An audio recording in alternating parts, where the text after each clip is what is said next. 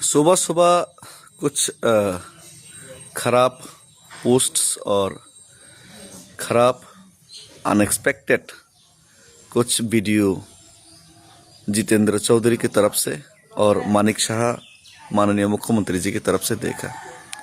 एक राज्य का मुख्यमंत्री और एक राज्य का लीडर ऑफ अपोजिशन।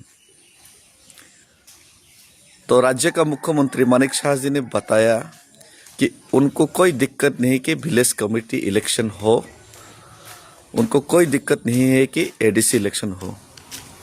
तो मेरा यही कहना है कि अगर उनको दिक्कत है ही नहीं तो सुप्रीम कोर्ट में राज्य सरकार का वकील, राज्य सरकार की तरफ से उनका लॉयर क्यों ऑब्जेक्शन कर रहे हैं, क्यों उधर पे जाके बैठा है, क्यों 10 साल से विलेज कमेटी इलेक्शन नहीं हो रहा है। बेवकूफ समझ के रखे कि त्रिपुरा का लोगों को अब डरते हैं, इसीलिए अब लड़ना नहीं चाहते, मैदान में नहीं आना चाहता। और आपको मालूम है आपका डर जायज है, आपने लोगों को धोखा दिया, तिपरासा को धोखा दिया, तो आपको लोगों का सामना करने से आपको डर है। तो यह डर हमको अच्छा लगा। और Jitendra Chaudhary ji leader of opposition, senior leader होके आपका मुंह से ऐसे शब्द फेसबुक में आज सुबह सुबह आपने पोस्ट किया, ओल्ड वाइन्स इन न्यू बोतल, north east one north east old wines in new बोतल। इसका मतलब क्या है? पूरा नॉर्थ ईस्ट आज अपने खिलाफ हो रहे अन्याय के और हो रहे भेदभाव के खिलाफ एक मंच पर आने के लिए तैयार है। और आपको अच्छा नहीं लग रहा है, तिपरासा का भला हो आपको अच्छा नहीं लगता है, नॉर्थ ईस्ट का लोगों का भला हो आपको अच्छा नहीं लगता है, तो आपको क्या अच्छा लगता है? जितेंद्र बाबू, आपने एक शराब से तुलना किया पूरा नॉर्थ ईस्ट का एकता को, एक शराब से तुलना किया एक नॉर्थ ईस्ट का एकता को।